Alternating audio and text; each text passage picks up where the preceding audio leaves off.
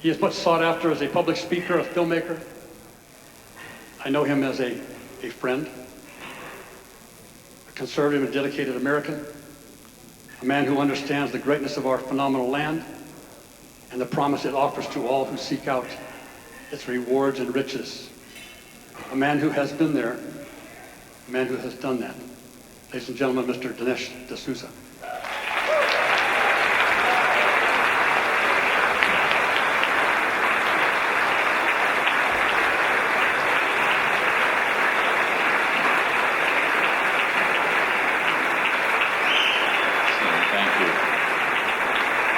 Thank you. I got this one.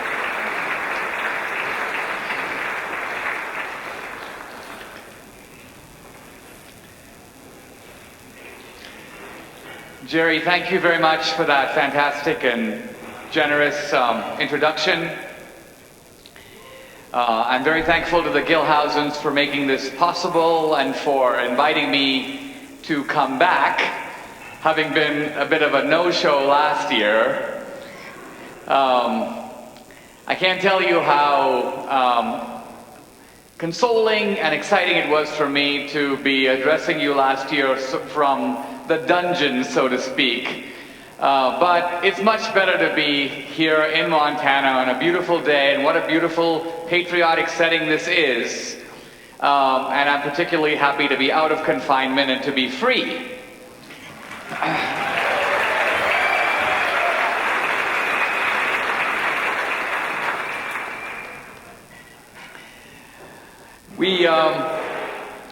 It was at the end of May that I finished my 8 months in captivity. I was out at 4 in the morning, so I went up to the guard and I said to him, "It's time to say goodbye." I gave him my rolled up sheets and pillowcase, and I emptied out my little locker.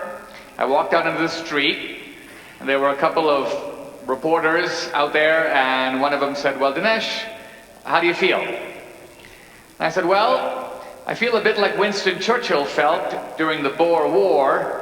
He said, 'It is always exhilarating to be shot at without result.'"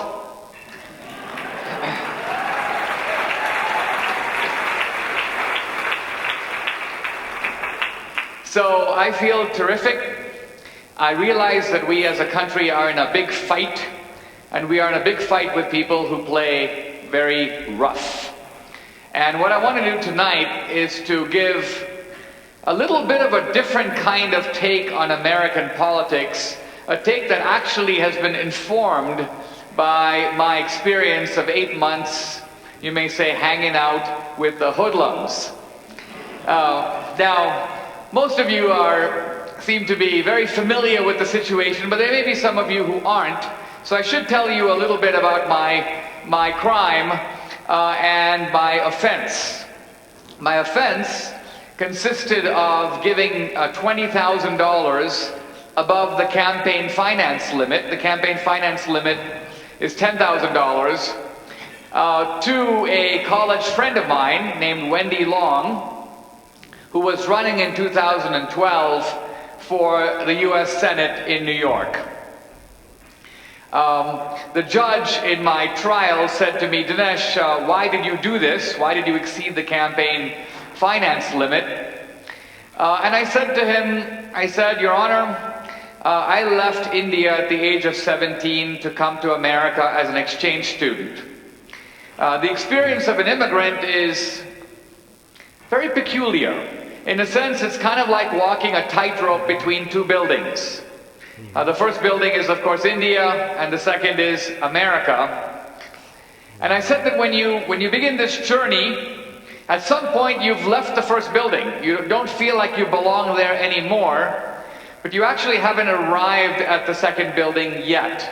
You're in that no man's land where you don't seem to belong to any place, and you've left your whole world behind." I said, "Your Honor, at this dizzying stage of life, I found myself on the Dartmouth campus. I befriended a group of young people who became kind of like a surrogate family to me. One of them was Wendy Long. So fast forward 20 years later, when she was running for office, I felt a powerful desire as a friend to try to help her. So that's why I did what I did. The judge was completely unimpressed and sentenced me not only to the confinement center 8 months, but to mandatory psychological counseling, apparently to re-educate me a little bit and bring me to an appropriate penance, perhaps not just for my crimes, but also for my beliefs. In other words, he found me to be rather shameless and unrepentant. And now look, I agree that in this situation I did exceed the campaign's finance limit. I did actually break the law. But justice is not just a matter of whether you broke the law. Justice is also a matter of proportioning the penalty to the offense. Justice is also a matter of making sure that other people who did similar offenses get similar punishments. Right about the time my case was making its way, there was another guy, as it turns out an Asian Indian guy named Chatwal. We Asian Indians appear to specialize in campaign finance violations. But in any event, this guy, a Democrat, gave $180,000 in straw donations to Hillary Clinton and a whole slew of Democratic candidates. He was also convicted of witness tampering, and he was openly corrupt. He said we have to buy the politicians because there's no other way that they'll do what we say. So while my case was a case of helping a friend, here you have a case which actually fits why the campaign finance laws were passed. And yet this guy got no prison, no confinement. He got a mild community service sentence, much lighter than mine, and he got 3 years of probation versus me getting 5. The point I want to make here is that we're dealing with selective justice. And this is important because we're living at a time when justice is the trump card of the Democratic Party. Justice is the highest virtue that the progressives always appeal to. Now, when they appeal to justice, usually with the adjective social justice, we as Republicans, we as conservatives, usually play a rival card.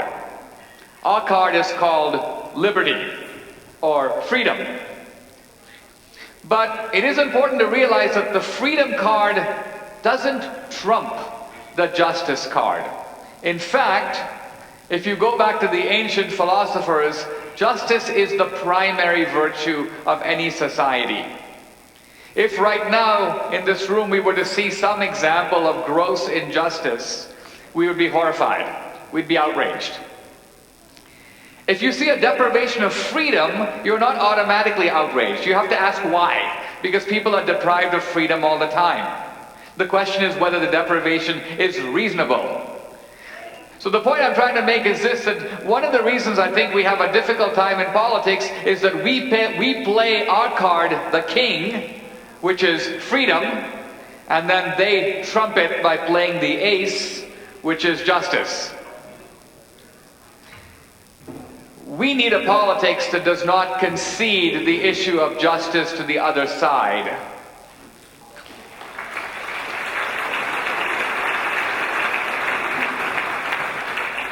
Now, I found myself at the gates of this confinement center, actually in the beginning feeling pretty good about myself, because as I had told Megyn Kelly on the Fox News channel, I had sort of beaten the prison thing and defeated the Obama administration's effort to get me a 10 to 16 month federal prison sentence.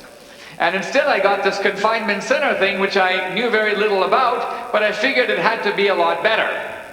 But when I showed up at the confinement center, the guard, the very first day, said to me, he goes, "Oh no, you'd have been much better off to be in prison." And I said, "Well, why is that?" He goes, "Because it's white-collar prison. Don't you know who's in white-collar prison?" He goes, "You're going to meet dentists. You're going to meet mayors. You're going to meet business executives, doctors who defrauded Medicare. Basically a very interesting crop of people." And I go, "Well, what about in here?" He goes, whole different class. And what he really meant was that in the confinement center, which is a kind of transition point for criminals who have served their sentence in prison, but the criminals are the whole gamut. So we had guys who were drug smugglers, people who were coyotes, people from the Mexican mafia, people who were guilty of murder, gangs, the whole range of criminal activity. As long as you did your sentence, you typically serve 30 to 90 days in the confinement center, and then you'll be happy to know you're out on the street. So this was the crowd that I got to hang with for the next 8 months. And initially I was actually I noticed that there was all kinds of gang activity going on. And the gangs were pretty complex. I mean, there were multiple gangs, and even the Hispanics, who were the majority in the confinement center, broke up into two major categories. Apparently the American Hispanics were called Southsiders, and they were in one kind of gang, and then the Mexicans were in their own group. So the whole thing was rather Byzantine, and I thought to myself, I better not talk to this guy because I might offend that guy. I better stay to myself. I did consider forming an Asian Indian gang, but I realized I would be the sole member. I'd have to hold all the offices myself. So for about a month or so, I kind of kept to myself. But then I sort of had an epiphany. I realized, wait a minute, I'm a conservative, and I happen to be in a place where conservatives rarely go. I mean, here I am in a confinement center close to the Mexican border. I sleep on a bunk bed with 120 other fellow criminals.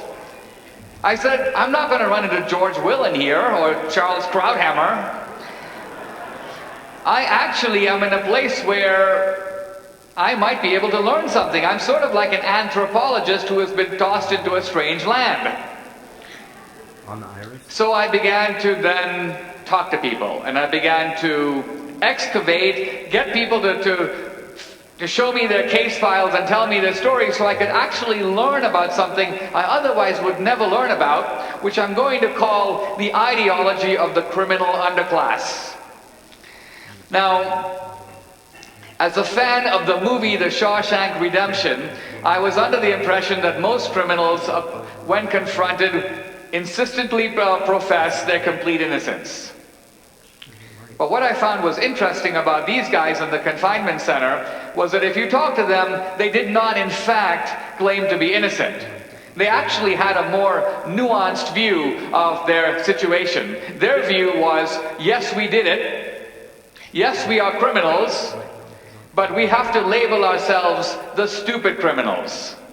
After all, we're here. We're the ones who got caught. Second, while we admit that we're criminals, we don't think that we are the big fry. We are the kind of small fry. The big criminals are at large. The big criminals are actually so powerful that the system will never go after them because they are actually running it. And this view of the criminal underclass startled me. It startled me first because most of my life I have been, you might say, in the very safe precincts of American life. Dartmouth College, the White House, the American Enterprise Institute, the Hoover Institute. I've lived in the world of think tanks. And I think of American politics as a clash of ideas. A clash of ideas between the people who believe in liberty and the people who believe in justice. The people who believe in equality of opportunity and the people who believe in equality of result. And so we have this great, you may say, intellectual arm wrestling match between Republicans and Democrats. And I want to say that from the point of view of the criminal underclass, this whole argument, this whole way of thinking and talking about American politics is, if you'll pardon my expression, total and complete bullshit.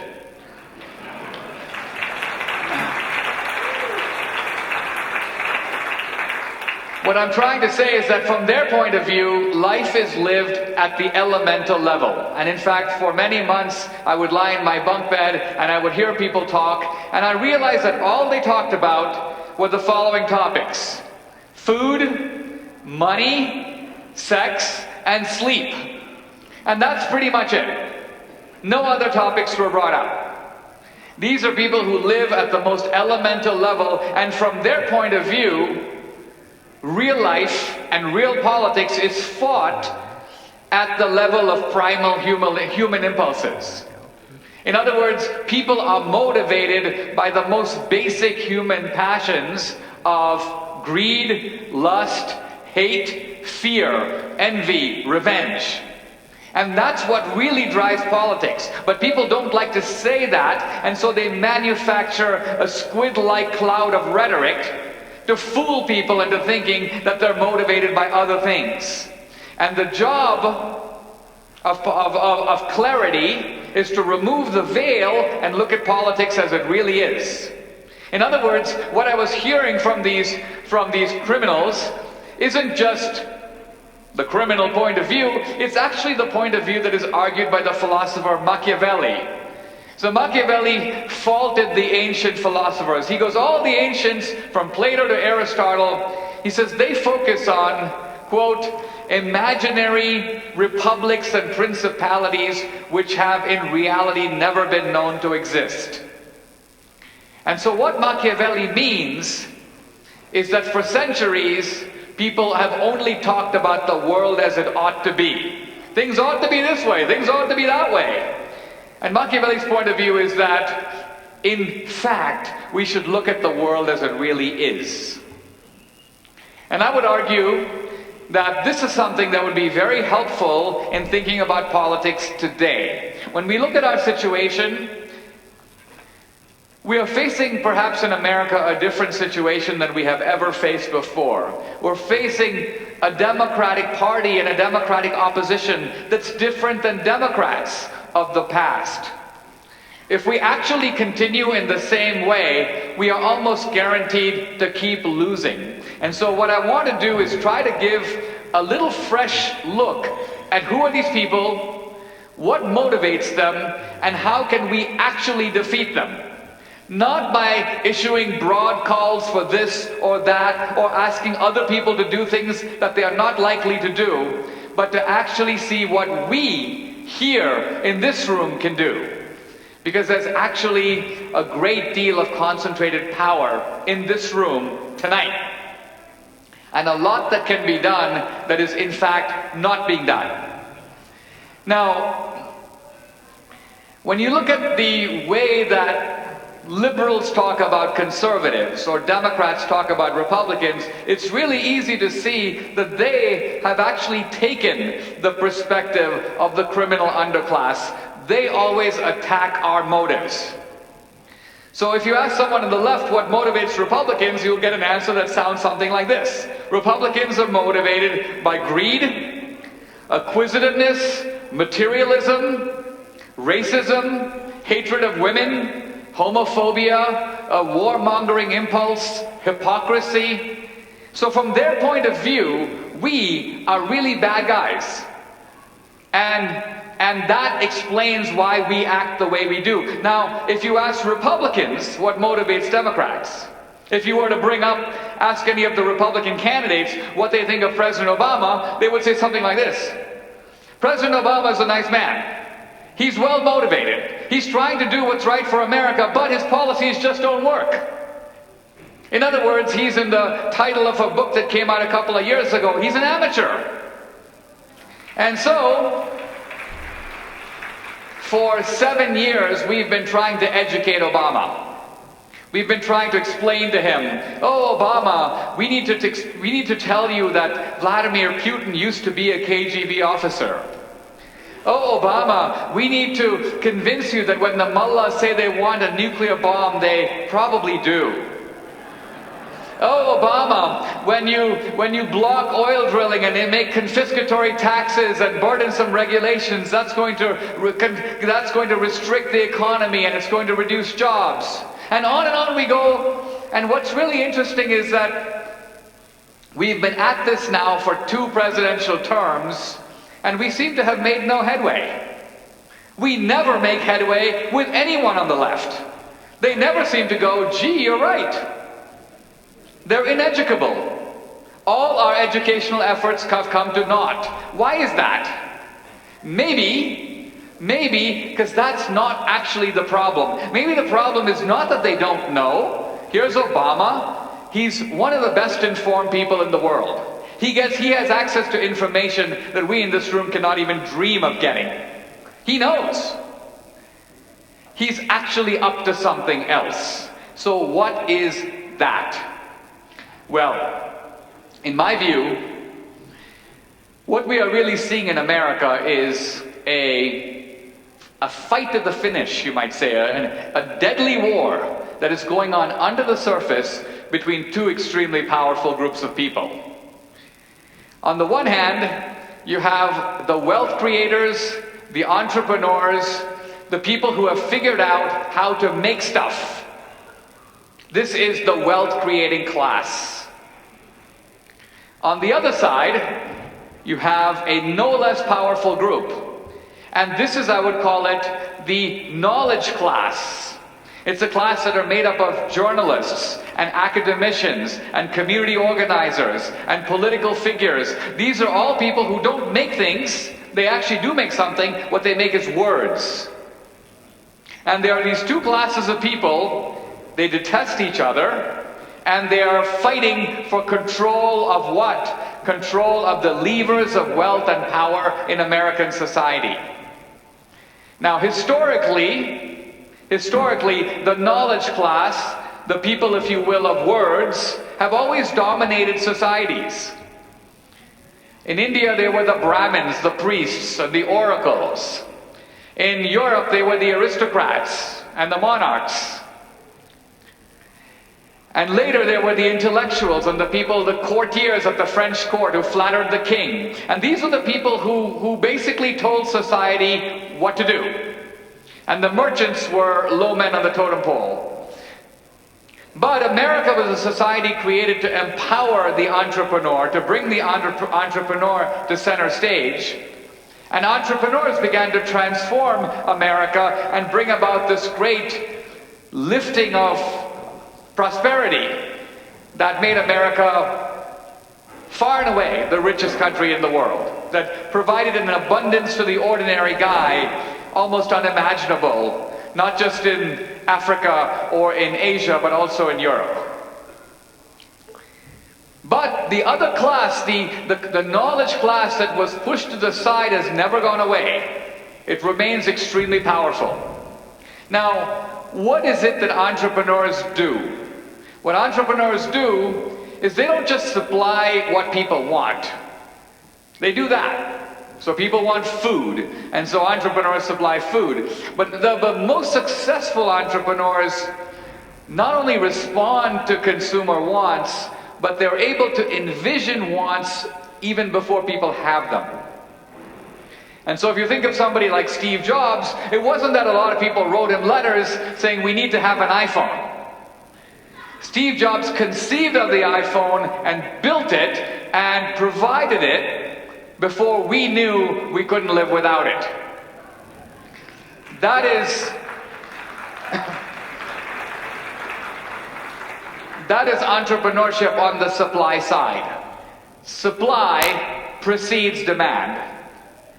Now, let's contrast Steve Jobs on the one hand as a prototypical entrepreneur with Obama.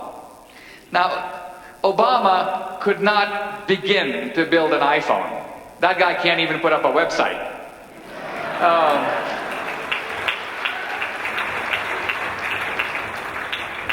From the point of view of the entrepreneurial virtues, the capitalist virtues, he's a complete loser. But this does not mean that Obama is untalented. Obama is talented. He's talented at something else. He's not, in my view, so much a community organizer. He's a resentment organizer. And what I mean by that is that Obama knows effectively how to draw on the lowest of human motives: envy, resentment, hatred, even self-hatred, and give that a political outlet, and equally impressive, to shroud it with virtue. What I mean by this is that we are seeing huge changes in our economy. The changes in our economy are not new, but maybe the pace of them has accelerated. So there are, for example, if you look at the great convulsions of the American economy in the past 25 years, we have seen three factors operating simultaneously. First, technology. Second, immigration. And third, globalization. All of those three things have the same effect. They basically mean that whole classes of industry or employment are made obsolete because that product can now be made better or cheaper somewhere else or in some other way. Now, this is going to mean that whole classes of people are going to be out of work. And they're going to be frustrated. And they're going to ask, where's my American dream? Now notice that Obama and the Democrats make no effort not only to do anything about these three factors, but even to identify them as a source of the problem. Instead, Obama is about something totally different. He doesn't want to actually do anything about immigration. He can't do anything about technology. He hasn't taken any steps to modify globalization. He's just acquiescing in it. So what is it that he does do? While leaving the sources of the problems untouched, he actually goes to the people who feel defeated, who feel lost and useless, and who feel a certain understandable frustration, envy, and resentment against other people who are more successful. And Obama says to these frustrated people, listen, you are not a loser. You are not actually envious. You are not even resentful. You are righteously indignant because see those successful people over there? They have been stealing from you. They are in possession of your stuff. They are holding, you might say, stolen goods. And the good news for you is that you have me. By voting for me, you're going to empower me to go take their stuff, and then I'll give some of it to you. So this, it seems to me, is actually the transaction that is driving democratic politics. It is finding a powerful outlet for the human emotions of envy, resentment, and hatred, and it's giving them a political target, and the political target is us. Us. The progressives, by the way, are not trying to tax us. They are not trying to annoy us. They're not just trying to increase their share of the federal government. They are trying to take the entire wealth of America and put it at their command. They want to take over every major industry. They want to have leverage and control over your private wealth. I'm not talking about taxing your income. I'm talking about actually confiscating your wealth. Not only do they want to do this, to a considerable degree they already have.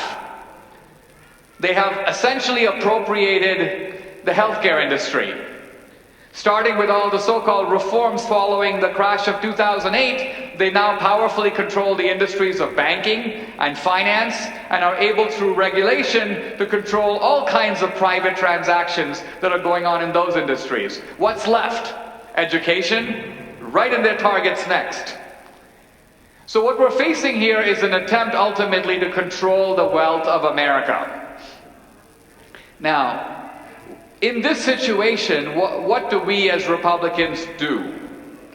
It seems to me that the reason our situation has become quite dire is that over the past 25 years, we have allowed the other side not always to win in politics. In politics, we've actually been able to win about as good as they have. They have the presidency, we have the Congress. But notice how the presidency seems to be working for them and holding the Congress doesn't seem to be working for us. Why is that?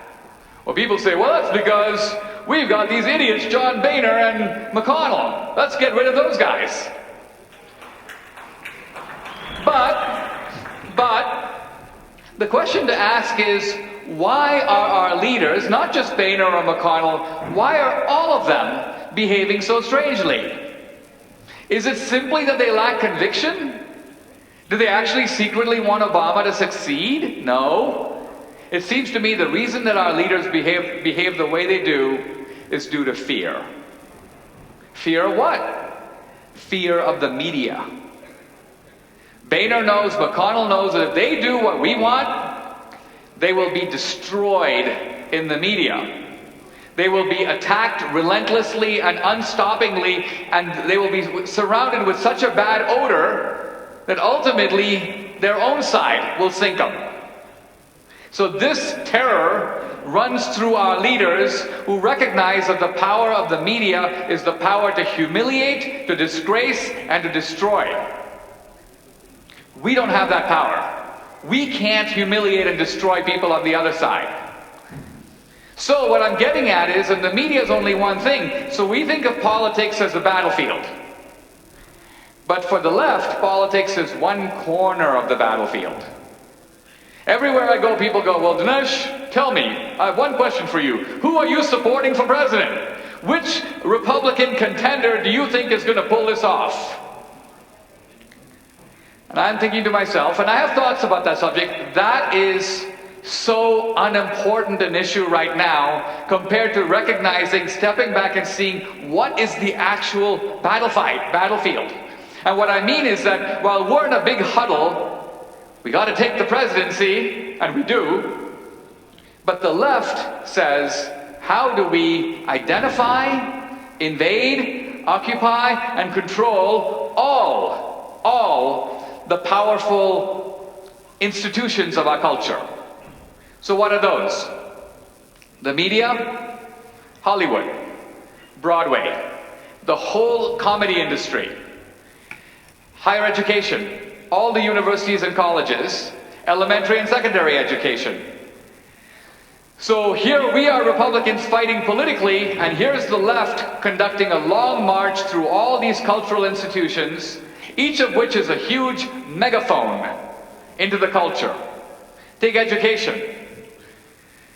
Conservatives are lucky to send me or Michelle Malkin or Laura Ingraham to go speak on a campus. We arrive on Monday, we leave on Tuesday, but the professors are there every day. And every day our young people, at our expense, are being drilled into an ideology that convinces our sons and daughters to turn around and reject the values of their parents. The left controls that. That is their megaphone.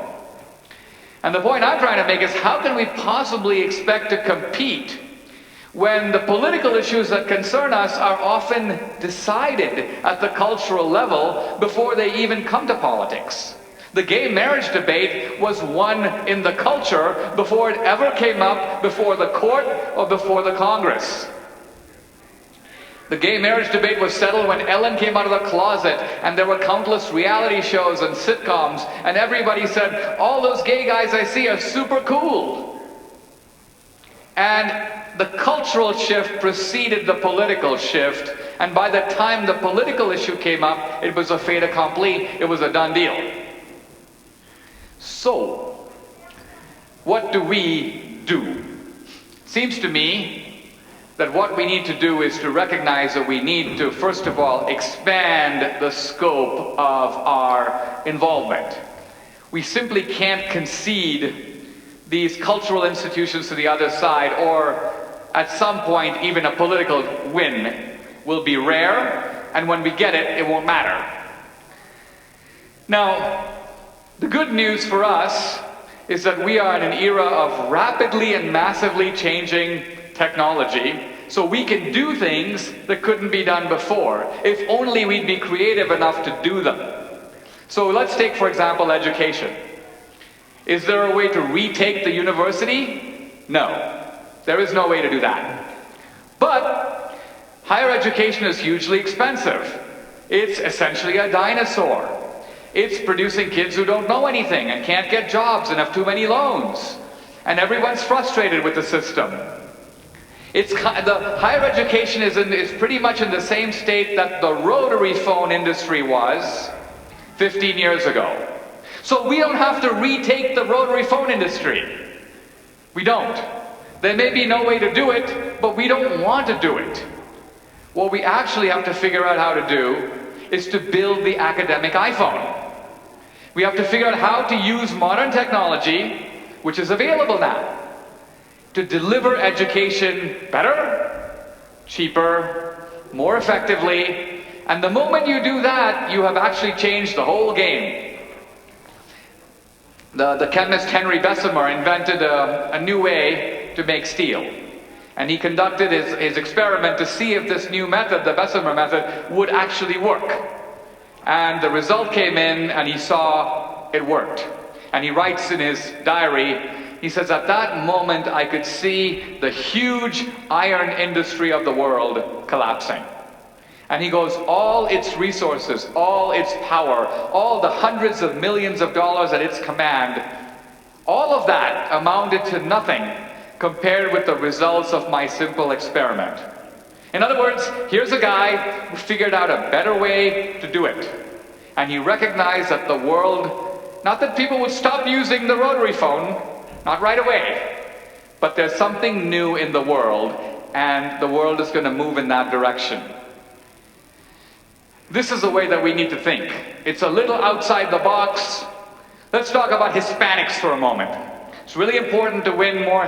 There's no reason the Republican Party should be losing 70% of the Hispanic vote, 70% of the Asian American vote. My God, Asian Americans are, as a group, free market oriented, meritocratic, and socially to the right of Pat Robertson.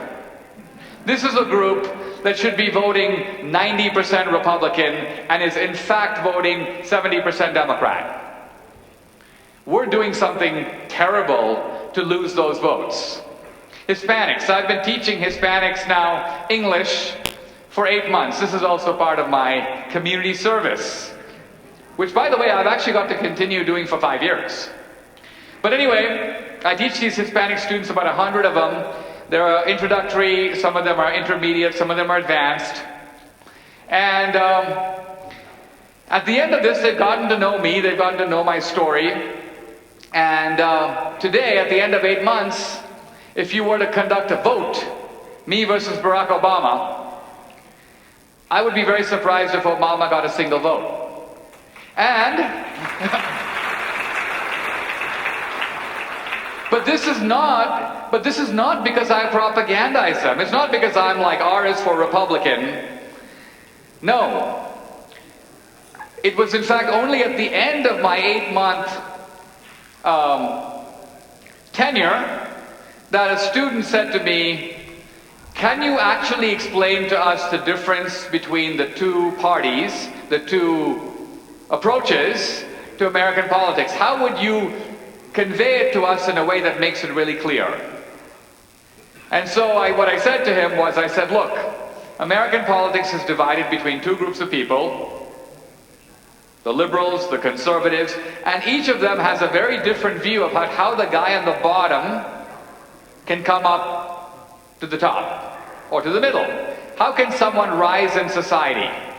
I said the two approaches can be summarized as the ladder or the rope. So let's start with the ladder. This is the conservative approach.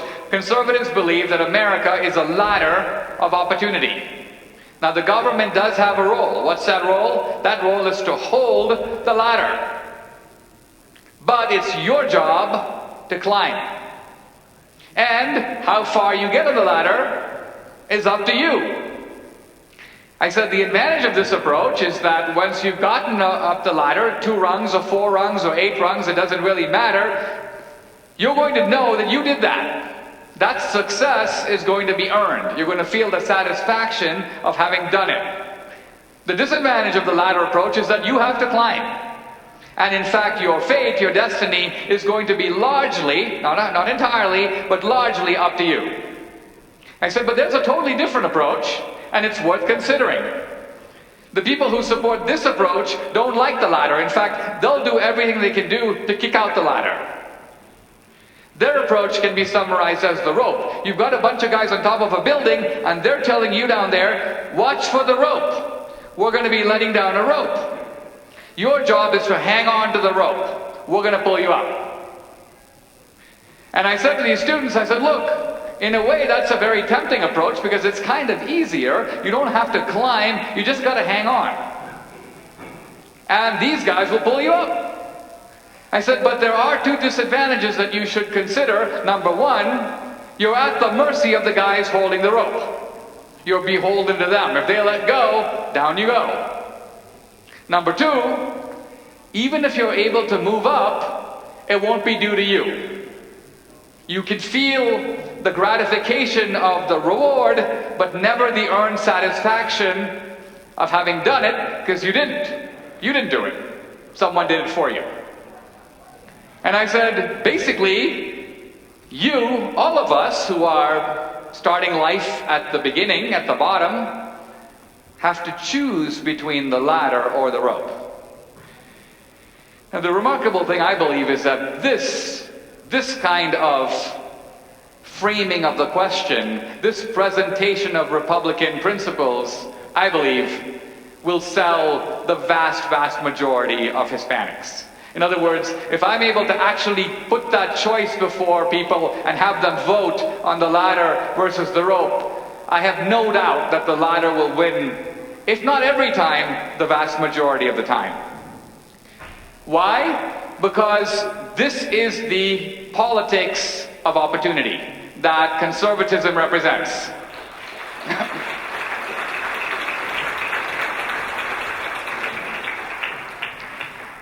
Now, here we are in this room, 400 or so of us, and we're probably thinking, yeah, but we have an election coming up next year, and what can we really do? What can the Republican Party here do? We're in a red state, or conservatives in California telling me, we're in a blue state, California's going to go for the Democrats, our votes are wasted. What can we do? The truth of it is, you can do a lot if you think and plan and strategize.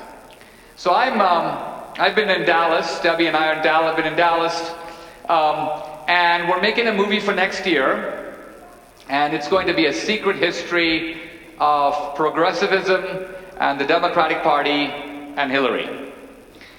And this is a movie I'm hoping to drop into the middle of the Democratic Convention. So in other words, to open it in a couple of thousand theaters the week of the Democratic Convention next summer. Now,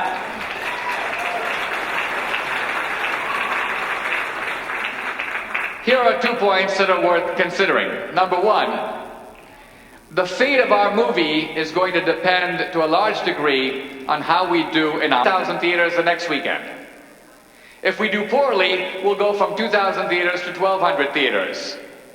So the point is, what can you do? One thing you can do is go see the movie in the theater opening weekend. That's using your leverage to help us get to more people. So people say, how do we reach independence? The way we reach independence is to be in 3,000 theaters and not 2,000 theaters. That way, every multiplex, every place where there's a bunch of theaters, our movie's playing. But if you say, well, I'd rather watch the movie at home, I'm going to wait for it to come out in DVD, good for you, but it doesn't have that multiplying effect.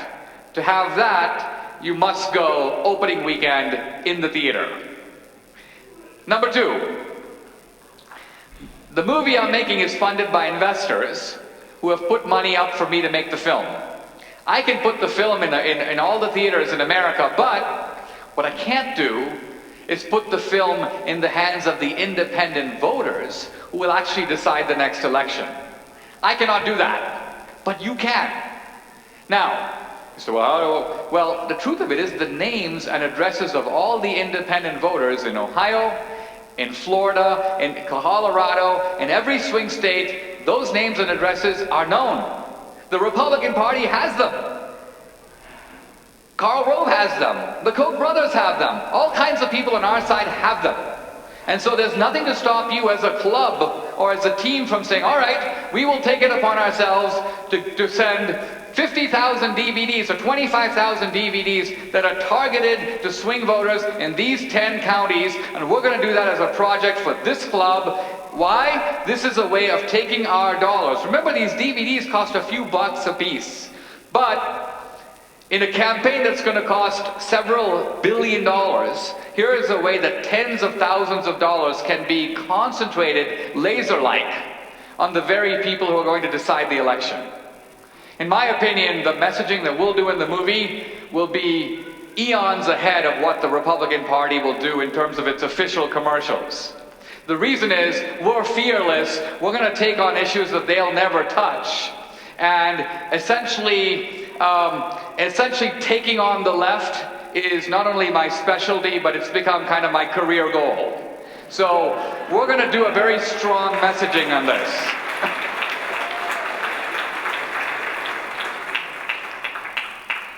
Activism, to be effective, needs to be targeted. Last year, my book, America, came out. And now this is a good example of how the left uses its power. Costco is one of the most beloved corporations in America. It's a multi-billion-dollar corporation. If someone had said that you can influence Costco, it would seem crazy. That's like trying to influence Coca-Cola.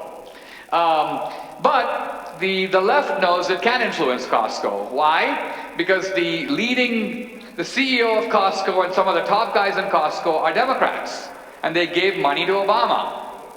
So some Obama guys walk into Costco and they see a very unpleasant sight. They see in Costco copies of a book by one Dinesh D'Souza that celebrates America.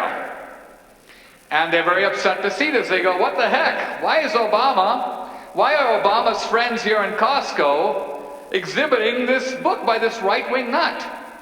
And so somebody makes phone calls to Costco, and the Costco people are like, whoa, and they decide, they make an executive decision to pull all the copies of my book from every Costco in the country.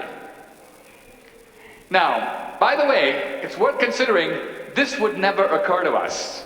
We never think of going into Barnes & Noble and going, why is Jesse Jackson on the cover of this magazine? Let's boycott Barnes & Noble and let them know that they can't. We don't even think like this.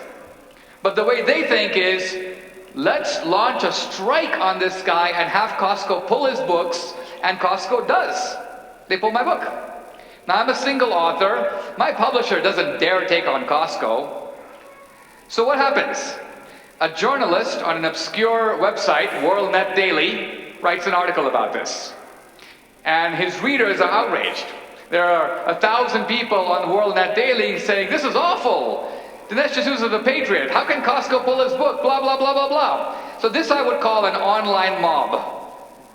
But it's an online mob in the wrong place. WorldNet Daily. Costco doesn't care what people are saying on WorldNet Daily. However, what happens over the next 24 hours is that this online mob begins to get smart. Somebody in the online mob says, why are we on the WorldNet Daily site? Let's go visit the Costco site. And over 48 hours, this snowball, which begins with 1,000 people, now becomes 17,000 people. And these 17,000 people carpet bomb, and it would not be an exaggeration to say destroy the Costco site. And what I mean by destroy is not that they do vandalism or call anybody names. They just go to every product on the Costco website, be it a pair of pants or a grill or a book or a bottle of wine. If you click on the bottle of wine to get customer reviews, you see ladies in Texas and Montana and California cutting up their Costco card, or making it in small pieces and mailing it to the CEO. Now, this is actually activism of, I should say, a superior stripe. It's absolutely devastating because Costco does half its business online, worldwide. And no corporation can actually operate with this kind of disaster on its website. It's allowing customer comments, it can't stop them, and the customer comments are telling you not to shop at Costco, because these people are terrible. And you have customers who obviously bought a card cutting it up. So the CEO of Costco calls an emergency session, flies me to Seattle to meet him, and when I see him, I don't exaggerate when I say that the man is in tears. And the first line out of his mouth is, "Dinesh, you are destroying Costco." I am destroying a multi-billion-dollar corporation. And not only that, but he made it very clear to me that if I continue, he would be in very short order out of a job.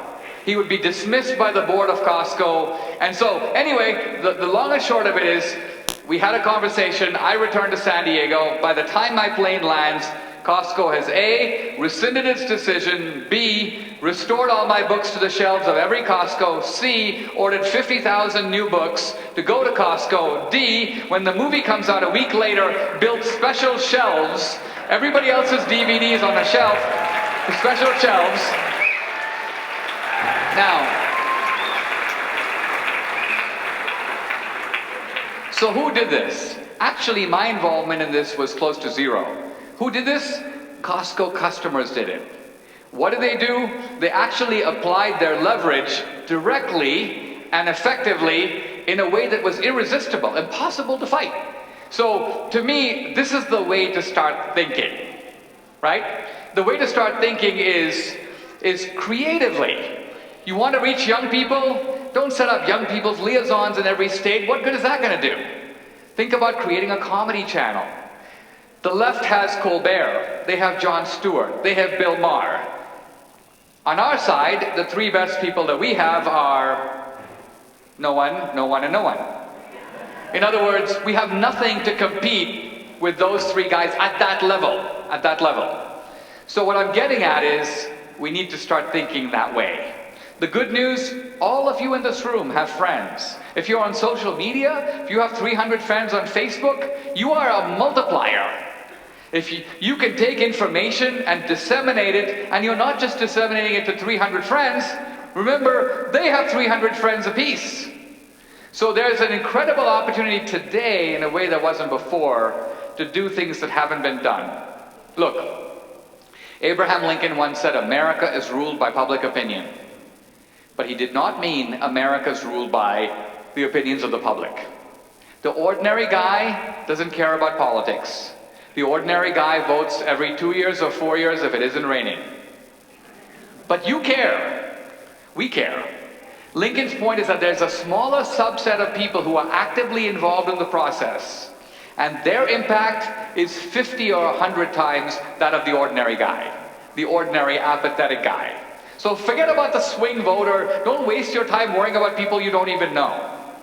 Focus on what you can do and how you can use your influence. And don't be intimidated by the other side. Years ago, a professor of mine told me the story about the lion tamer and the lion. So here's the lion tamer. Little guy with a stick. And there's the lion on a pedestal. And the lion tamer moves the stick, and the lion begins to do tricks in obedience with the instructions of the lion tamer. And the professor says to us, students, he goes, who is actually more powerful, the lion tamer or the lion? Well, it's obviously the lion. But now we have a puzzle. If the lion is more powerful, why is the lion so obediently and sycophantically following the lead of the lion tamer?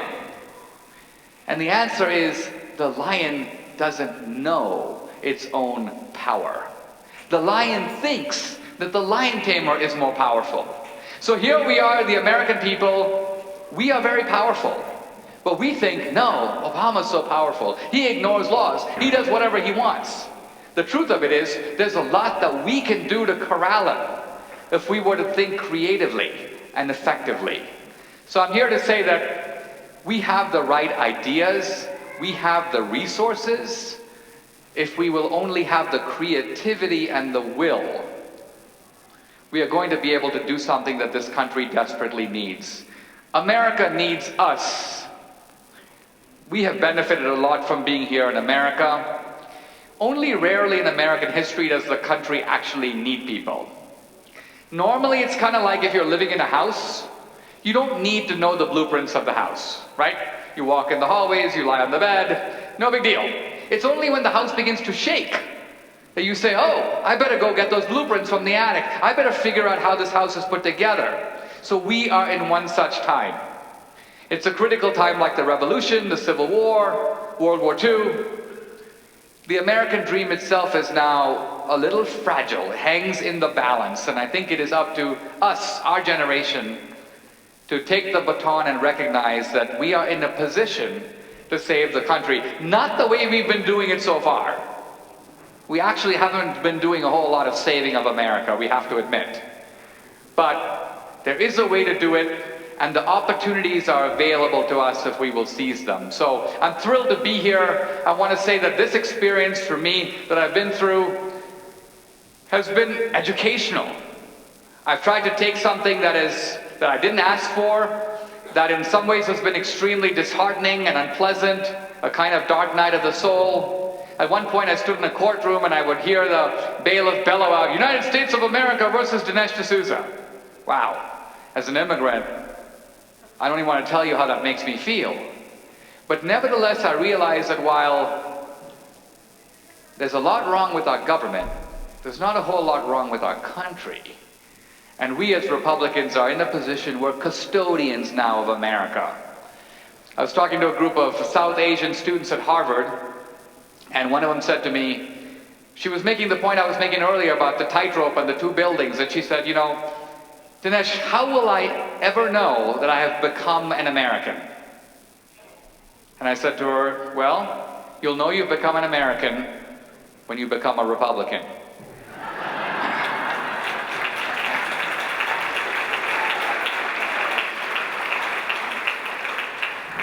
The Republican Party is the defender of American core principles. We are all that America right now has got. And so we need to step up to the challenge. And that means doing more and giving more and being more involved and using your influence to the maximum to bring about the kind of change. The progressives are not stronger than us, they don't outnumber us, and they don't have resources that dwarf ours. We can compete effectively, but it's now up to us to rise up to the plate. Thank you very much. Thank you very much. Thank you. Thank you. Thank you very much. Thank you.